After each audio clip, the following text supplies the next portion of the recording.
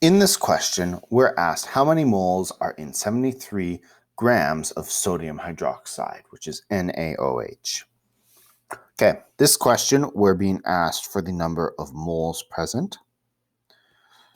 Variable for moles is N, so N will equal an unknown number of moles. We are told that our mass this time is equal to 73 grams.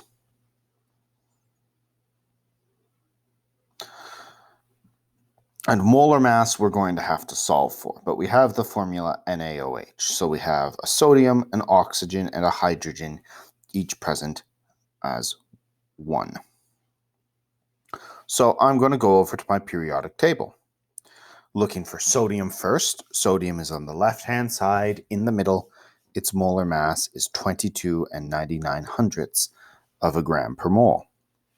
So I'm going to start by putting in my 22 and 99 hundredths. Next, I'm going to go look for oxygen because I have an oxygen second. Oxygen is 16 grams per mole. It's in the middle, at the top, and slightly to the left. We see its molar mass is 16 grams per mole. I'm going to add that in next. And the order that you add together atoms for molar mass doesn't actually matter. But oftentimes it's easier for people if they go in the same order as the formula. With practice, you'll be able to just look at it and see, okay, I need this, this, this, and add them in as you find them. Last thing that we need is hydrogen. It's right in the top left-hand corner. Its molar mass is 1 1/100th of a gram per mole.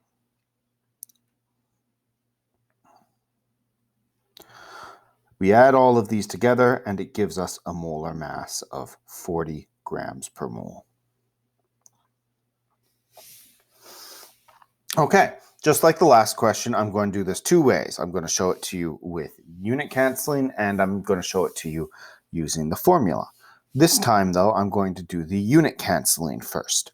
So we are looking for a number of moles as our final answer.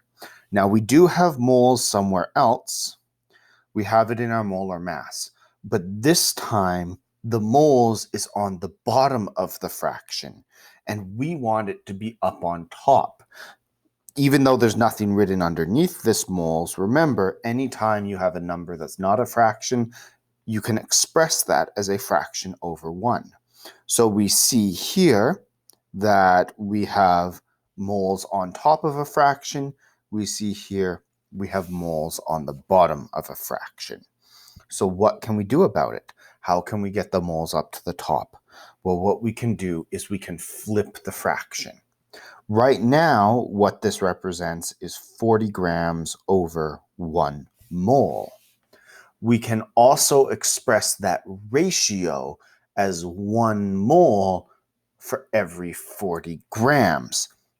It will give us a different number if we do the division there, but it expresses the same relationship between the units, which is why we're able to do this.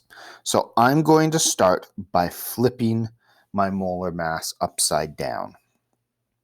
Instead of writing the 40 on top, I'm going to write 40 grams on the bottom. And I'm going to write 1 mole on the top. Now this is a same relationship, we're just writing it a different way.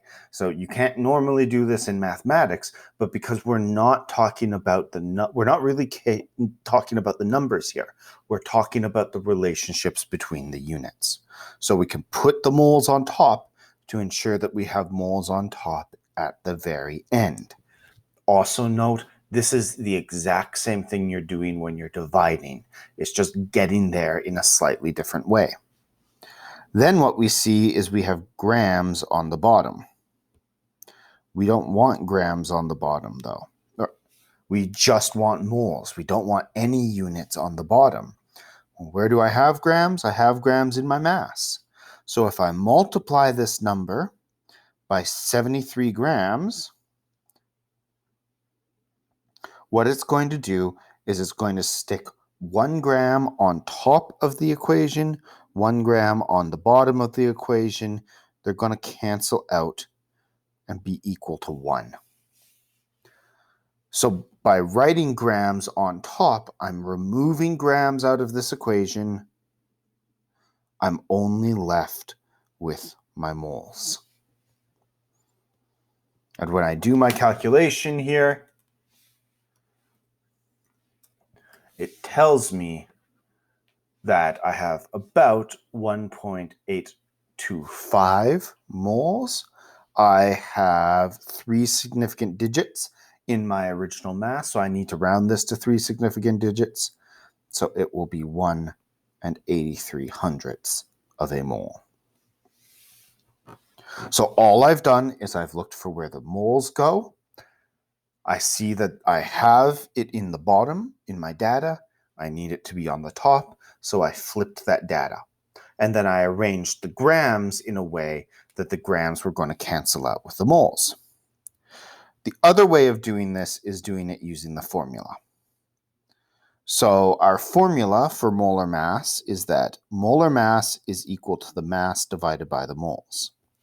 I want to get moles in the end. Well, I have moles on the bottom here, right? So how do I move moles around? Well, I'm going to have to multiply both sides by the number of moles. That gives me that the number of moles times the molar mass is equal to the mass. But I don't want the mass, I want the moles. So now I'm going to have to divide both sides by the molar mass. The moles is equal to the mass divided by the molar mass. So if I plug my numbers in then, I get N is equal to 73 grams.